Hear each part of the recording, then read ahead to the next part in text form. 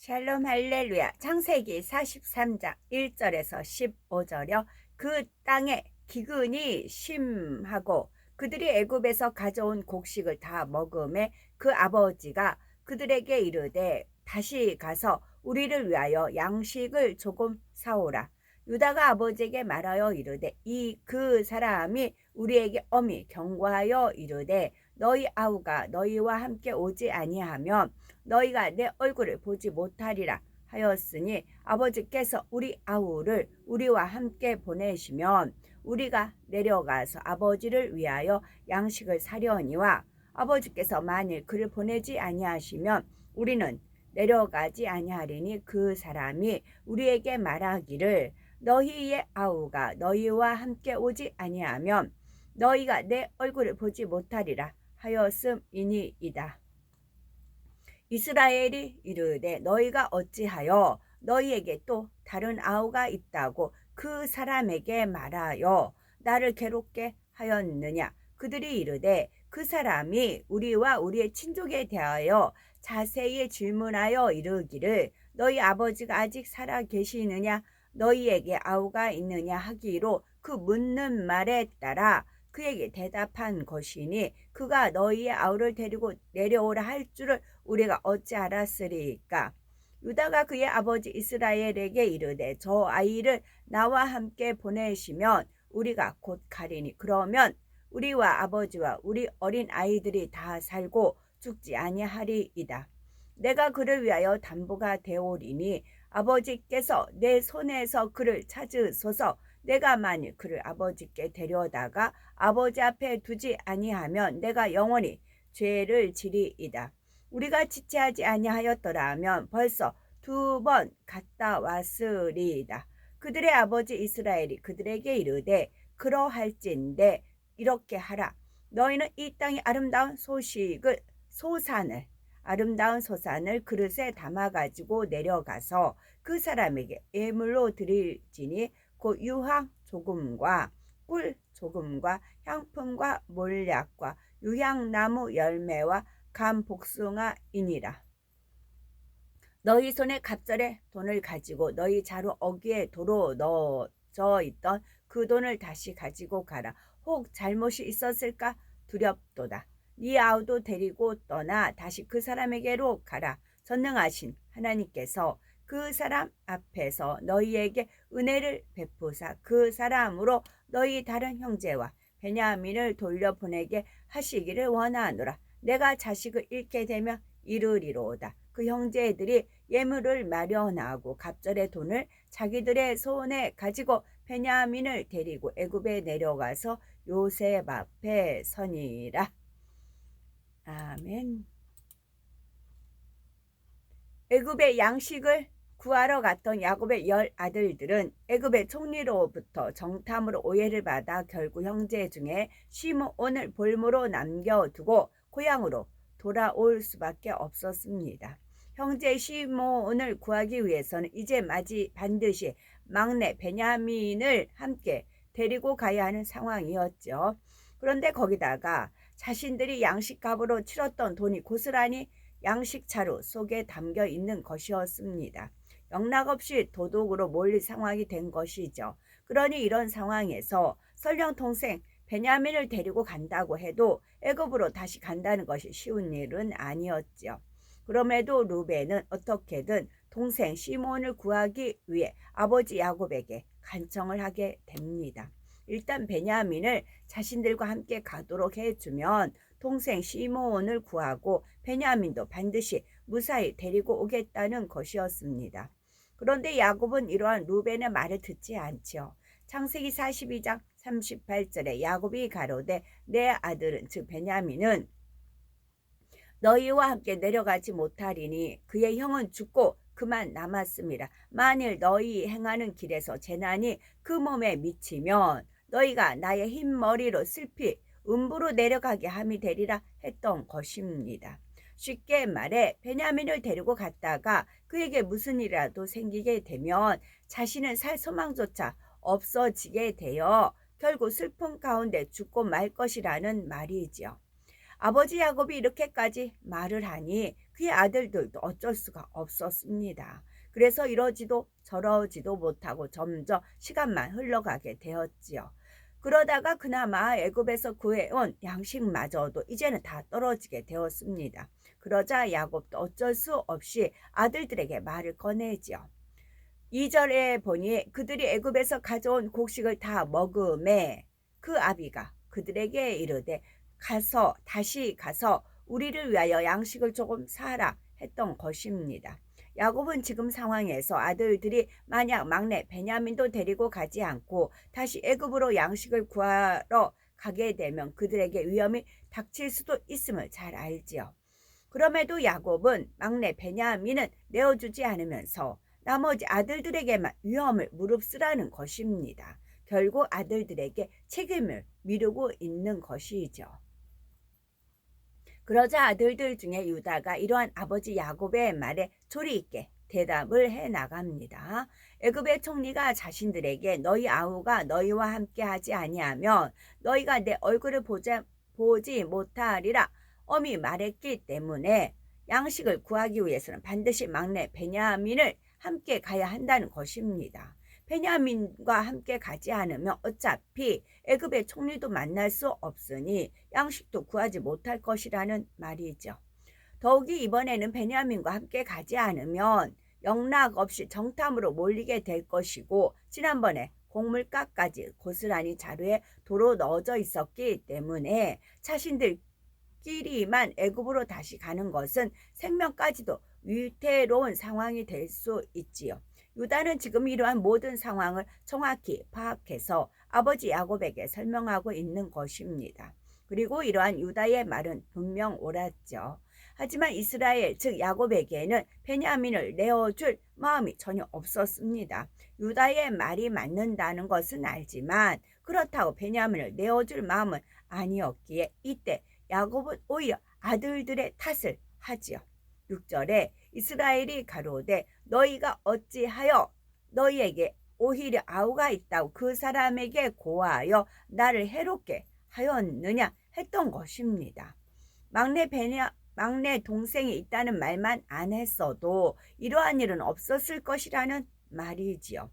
아들들이 막내 동생이 있다는 말을 했기 때문에 일이 이렇게 꼬이게 되었다는 말입니다. 모든 책임을 아들들에게 돌리고 있지요.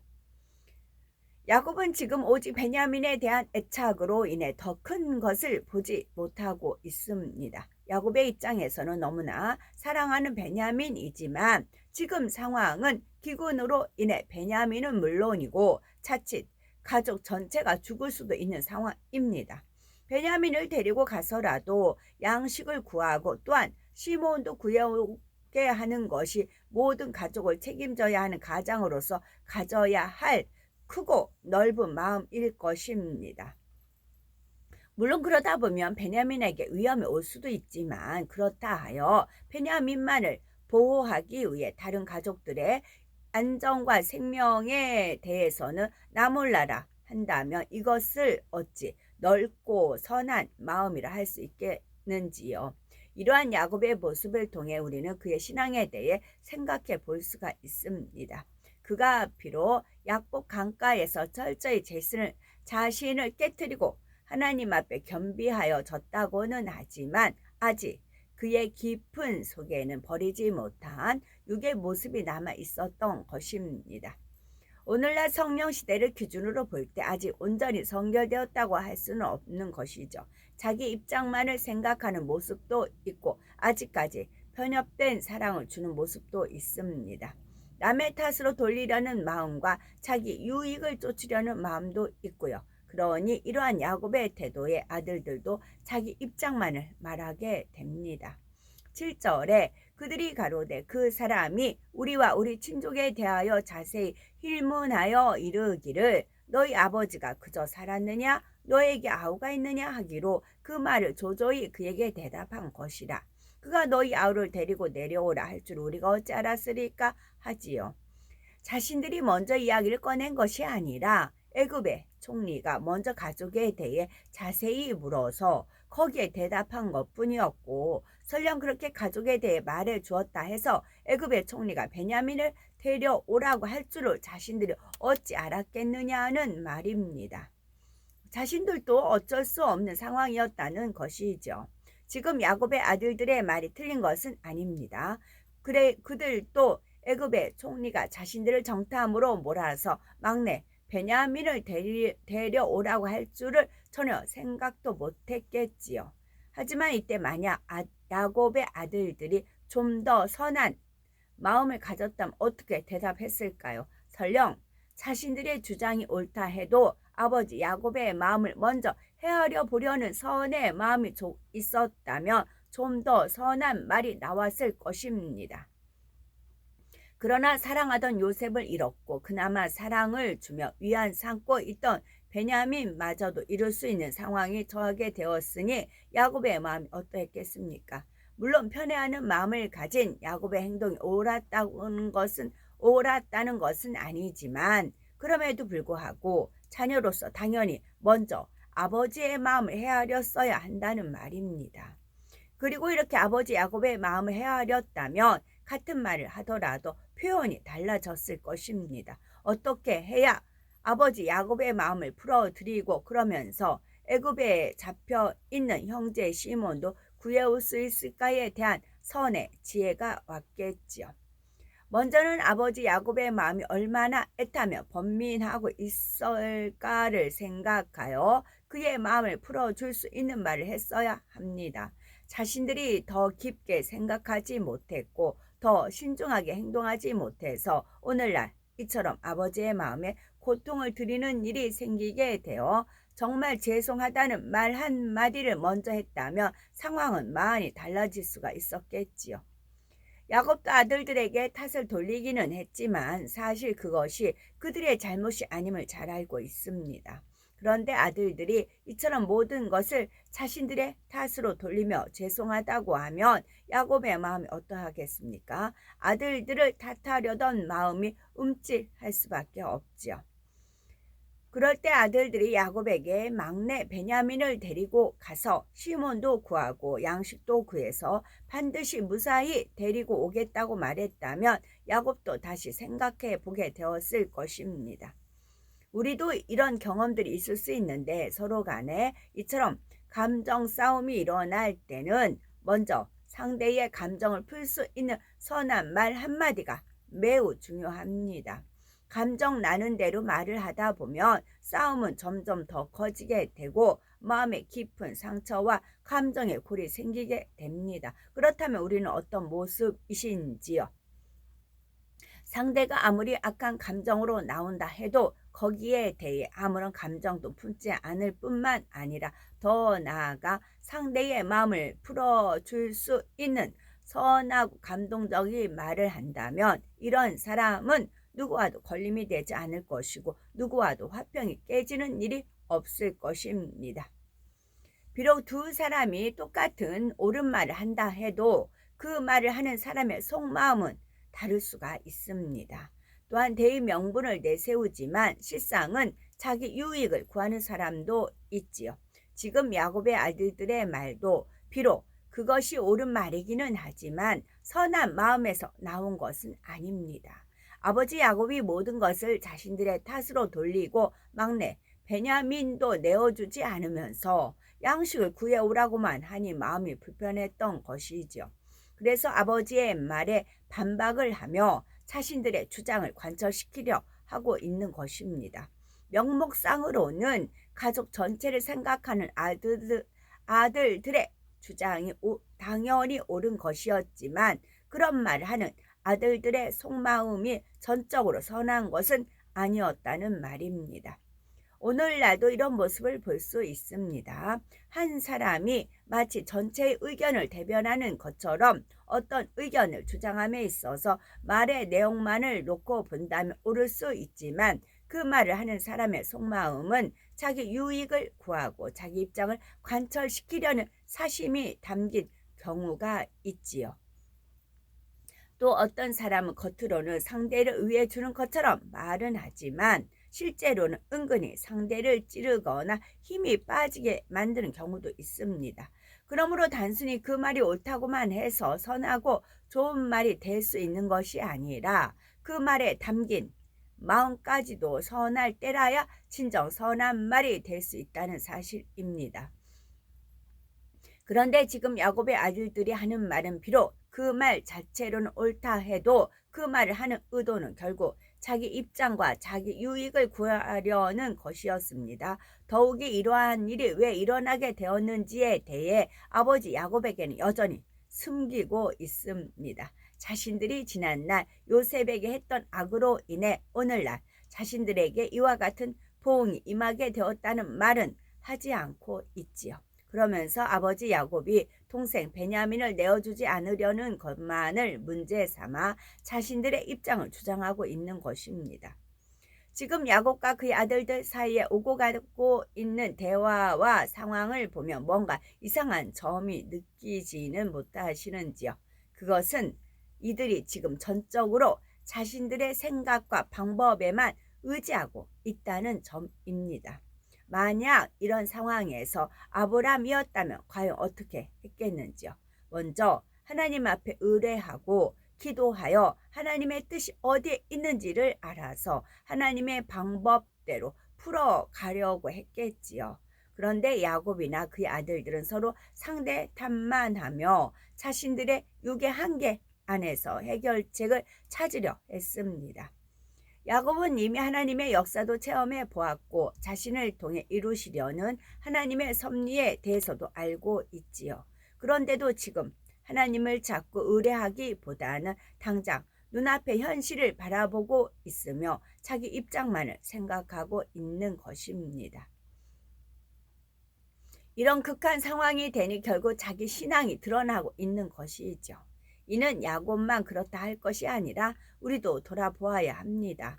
평상시에는 대부분 선한 말을 하려 하고 믿음의 고백을 하려고 합니다. 상대방의 입장을 먼저 생각해 주려 하고 자신을 희생하는 모습도 나오지요.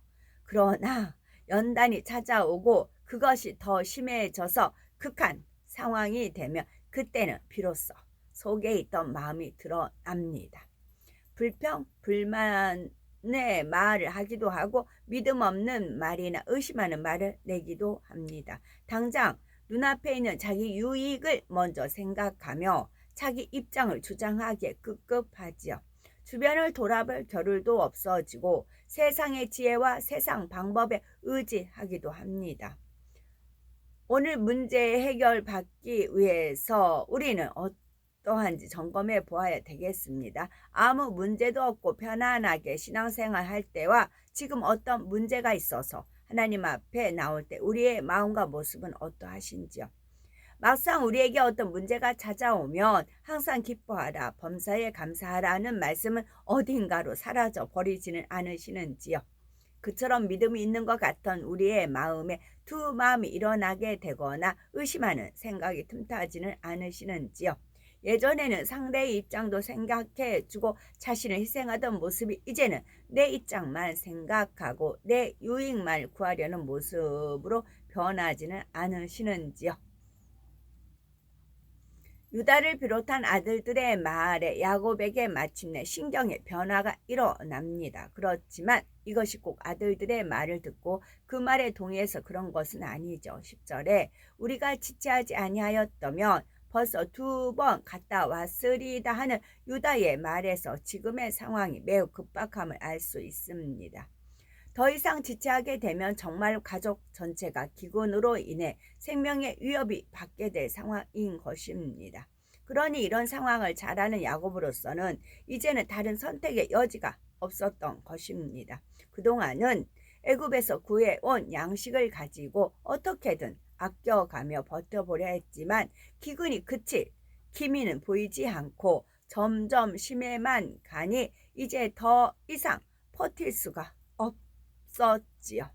만약 구해온 양식이 떨어지기 전에 기근이 그치기라도 했다면 야곱은 아들들을 다시금 애굽으로 보내려 하지 않을 수도 있습니다.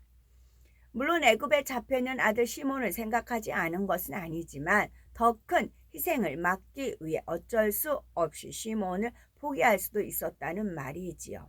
그런데 기근이 계속되는 가운데 양식이 떨어지게 되니 이제는 하는 수 없이 양식을 구하기 위해서라도 막내 베냐민을 아들들과 함께 애굽으로 보낼 수밖에 없는 상황이 되고 말았습니다.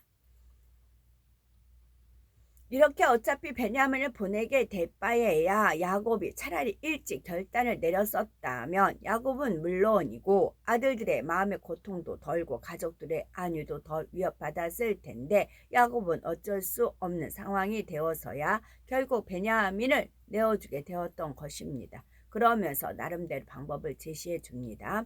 11에서 12절에 그들의 아비 이스라엘이 그들에게 이르되 그러할진대 이렇게 하라. 너희는 이 땅의 아름다운 소산을 그릇에 담아 가지고 내려가서 그 사람에게 예물을 삼을지니 곧 유황 조금과 꿀 조금과 향품과 몰약과 비자와 파단행이니라.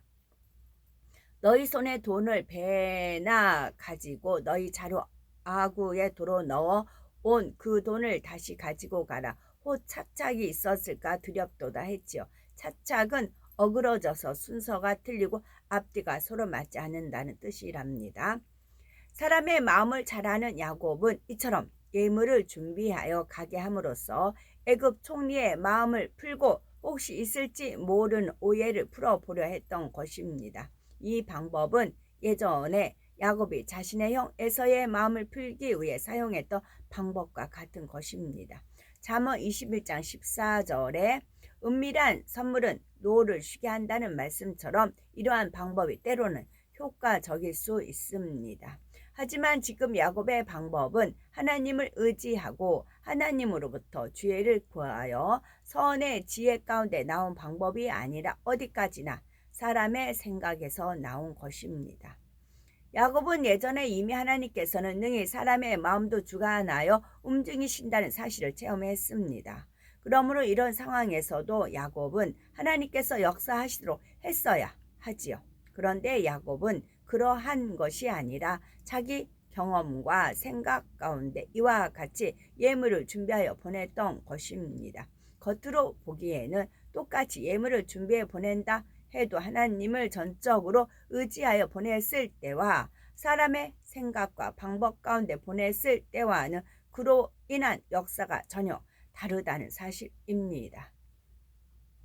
이렇게 해서 야곱은 아들들에게 예물을 준비케 하고 예전에 양식값으로 치렀던 돈도 이번에는 배나 가지고 가게 함으로써 어찌하든 해를 면해 보고자 하지요. 그러고 나서 14절에 전능하신 하나님께서 그 사람 앞에서 너희에게 은혜를 베푸사 그 사람으로 너희 다른 형제와 베냐민을 돌려보내게 하시기를 원하노라. 내가 자식을 잃게 되면 이르리로다 합니다. 이제야 비로소 하나님을 의지하고 있지요. 이런 모습이 오늘날에도 많습니다. 막상 어떤 문제를 만나게 되면 세상에 의지하여 세상 방법을 다 동원해 보다가 그래도 안 돼서 하나님 앞에 나오는 것이지요.